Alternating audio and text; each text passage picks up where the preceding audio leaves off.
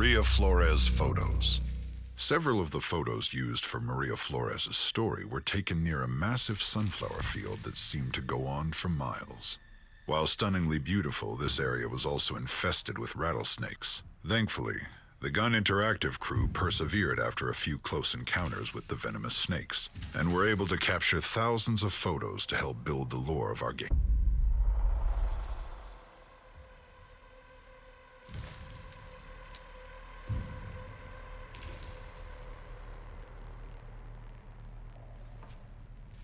Behind-the-scenes photo, Bull. During research production for the Texas Chainsaw Massacre game, Gun Interactive's creative director Ronnie Hobbs, executive producer Ishmael Vicens, and brand strategy lead Matthew Zepp traveled to dozens of locations in rural Texas. Thousands of photos were taken to capture the essence and authenticity of the Texas countryside. During one of these trips, the team at Gun stumbled onto a farmhouse they thought was abandoned, but little did they know they would meet a new friend. A massive bull in a nearby gated field with horns that stretched 4 feet end to end. However, the gate itself was not closed, so the team from Gun found themselves face to face and only 5 feet on the other side of this open gate with this giant freak of nature.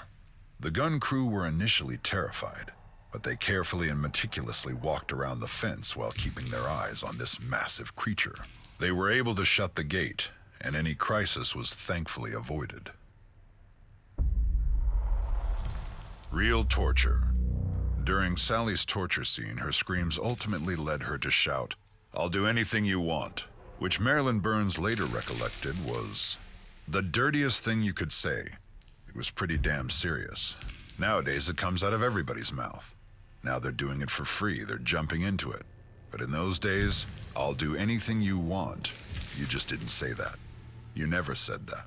Burns continues, though, that Sally's torturers, the Slaughter family, don't comprehend that because it's not the result they desire.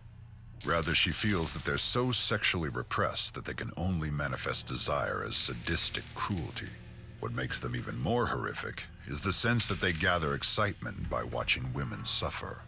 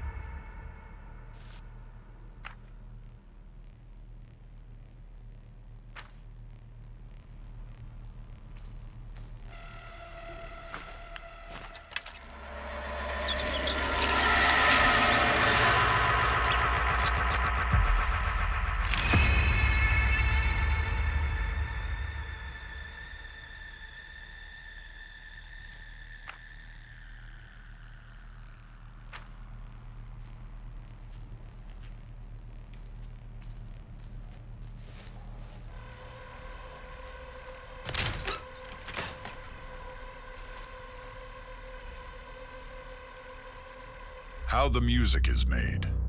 Numerous instruments used by Wayne Bell to create the music were children's musical toys. According to Bell, many of the instruments used to create the music of the Texas Chainsaw Massacre were cymbals, xylophones, and shakers. Being that Bell is a drummer, a substantial number of cymbals were used. The audio team also used Bell's K stand-up 5-string bass with a movable bridge which allowed them to change how high off the board the strings are. This brought out the strong sounds of the bass. Additionally, the sound team used a bow, plucking and rubbing various items on it.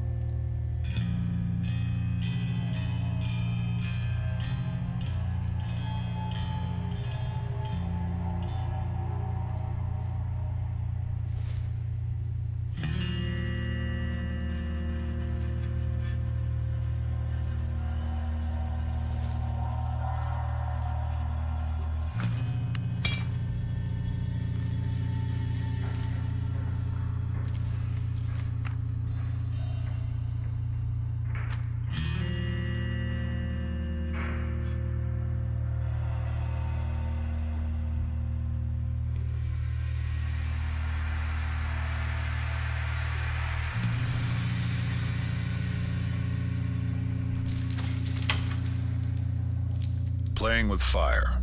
Early on during filming, Gunnar Hansen asked Tobe Hooper, "How are we going to shoot the scene where I get chainsawed in the leg?" Tobe Hooper replied, "I don't know, but don't worry about it because it's the last shot of the movie." For the climactic ending of the film, the crew wrapped a metal sheet around Gunnar Hansen's leg with a stake taped to it, and a blood bag taped on top of that. Originally, he thought it was a crew member who would run the chainsaw cutting into Gunnar's leg.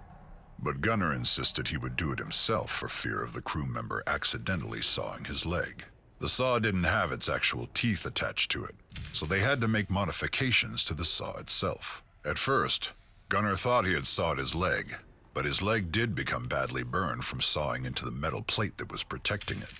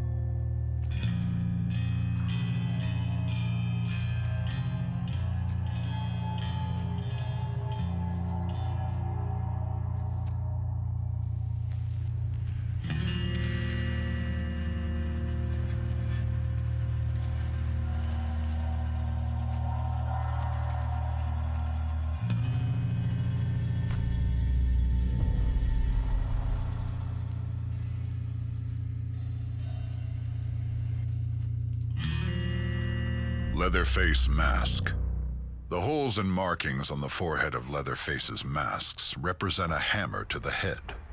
Back then, cows were slaughtered in the head with a sledgehammer, so the holes appear on the forehead of Leatherface's masks to show continuity with how actual cattle were slaughtered.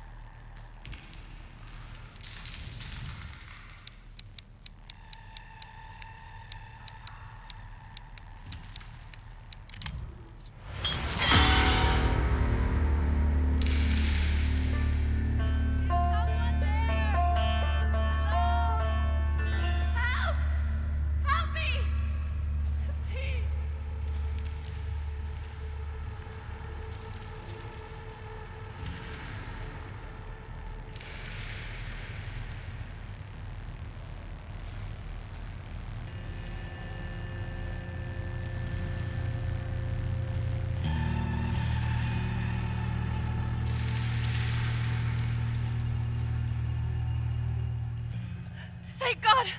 Listen to me. My name is Maria. Maria Flores. Please, find a way to get me out of here. I'm begging you.